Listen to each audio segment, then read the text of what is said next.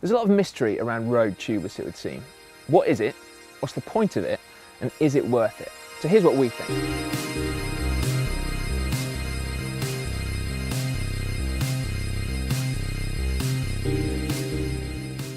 First of all, what actually is it?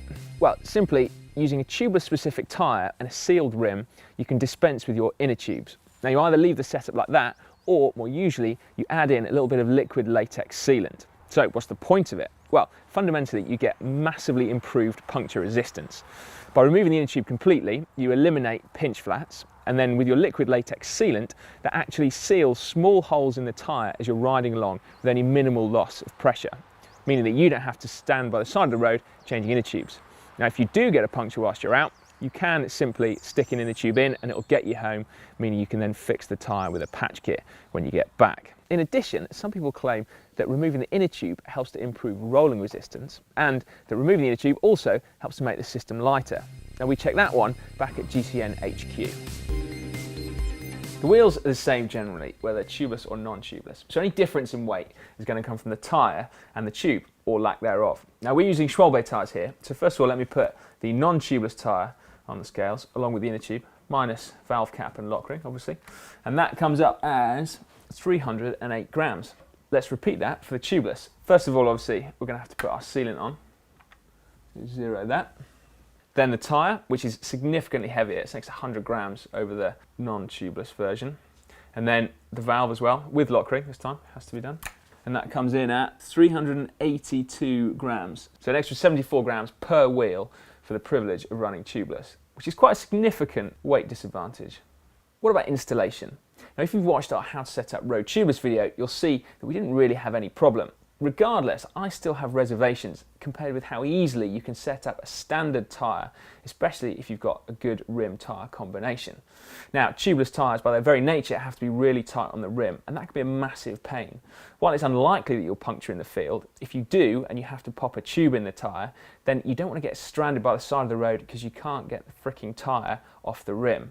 Now, obviously you can still use tyre levers, but there is a high risk that you'll get stuck. It's not a deal breaker by any stretch of the imagination, but it is a consideration. The most important thing though is how they actually feel when riding. Now, I've been using these Stan's Alpha 340 rims with Schwalbe 1 tyres and butyl inner tubes for the last week or so. They feel great, just like what I'm normally used to. But I've now swapped out to Schwalbe 1 tubeless tyres so that we can do a direct comparison and see how they shape up to one another. Let's check it out. So first impressions then. As you might imagine, I can't actually tell the difference in 150 grams of rotating weight. Now, that's not to say that there isn't a difference, it's just that even a picky rider like myself can't actually do it. One thing I have noticed though, is that running them at 95 PSI, which is where I run normal tyres, is that they do seem to transfer buzz from the road, little vibrations that normally get absorbed. Now potentially, that's because the carcass of the tyre is a little bit stiffer. Whether that's essential for a tubeless tyre, I don't actually know, but certainly conventional wisdom would have it that a tyre with a high thread count and a real nice flexible outer would feel a little bit more supple, whereas these just feel a bit stiff. So what I'm going to do is stop, let a load of pressure out, and see whether running them lower is going to help.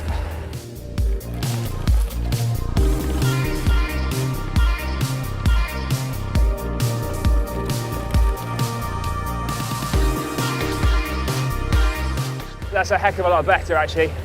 We've let the tyre pressures down, so I'm probably running about 20 PSI less than I normally would. And the bike feels a lot more comfortable.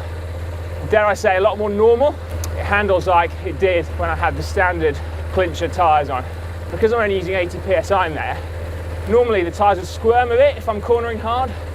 So we're going to go check out, do some fast descending and see whether or not having only 80 PSI on the tyres on 23s, don't forget, is going to make a difference to the way the bike handles.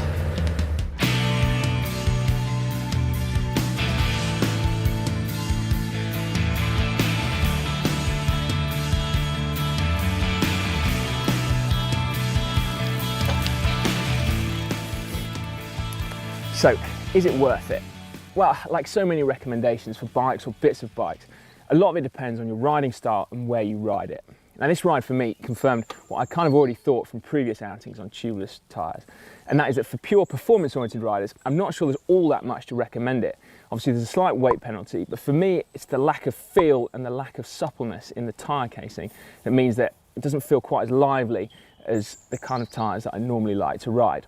If, however, you ride more steadily, or you're a bigger rider and you're more susceptible to punctures, then without doubt they could be an absolute godsend. Certainly if you do ride steadily, you're not always accelerating and cornering hard, then you certainly wouldn't ever notice that they're not quite as supple. So what's my actual opinion? Well, if I was to get one of these new endurance road bikes, kind of things with disc brakes and relaxed geometry, without doubt, I think tubeless tyres are the way to go. Those bikes are so capable of more than tarmac, but it's the standard tyres and tubes that let it down. If, however, you stick a pair of tubeless tyres on there and you're not going to pinch flat, you could take that bike almost anywhere. And that, for me, would be a serious recommendation. For a video showing you just how to install Road Tubeless, click here. And to subscribe to GCN to get more tech insights, click over there.